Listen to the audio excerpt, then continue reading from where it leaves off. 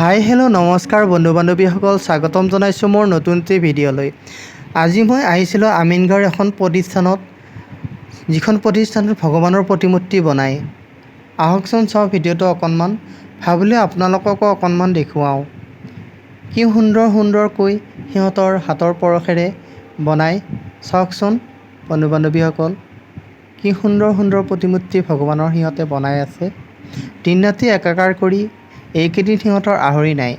আগন্তুক দুৰ্গা পূজা উপলক্ষে সিহঁতৰ ব্যস্ততা এইকেইদিন বেছি। সঁচাকৈ কি সুন্দৰ ভগৱানৰ প্ৰতিমূৰ্তি বনাই আছে। চাওকচোন বন্ধু বান্ধৱীসকল,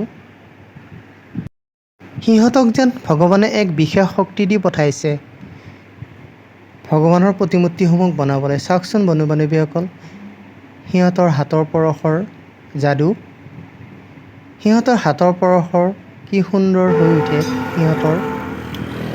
চাওকচোন বন্ধু বান্ধৱীসকল, এইটো এটা ডাঙৰ শিৱ ভগৱানৰ প্ৰতিমূৰ্তি।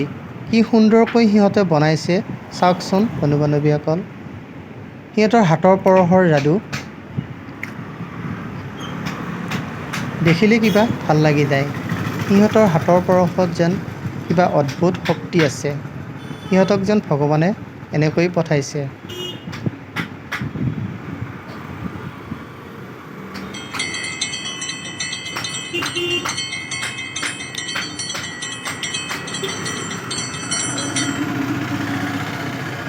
বন্ধু ঘৰ ক'ত?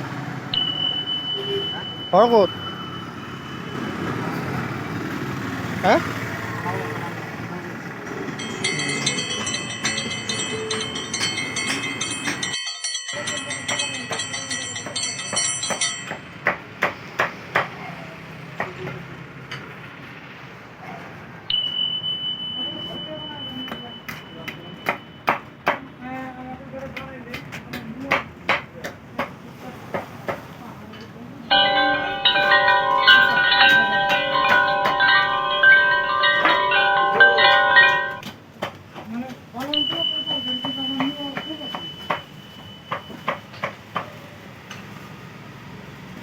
ভিডিঅ'টো যদি চাই ভাল লাগিলে লাইক আৰু শ্বেয়াৰ কৰি দিবলৈ একেবাৰে নাপাহৰিব।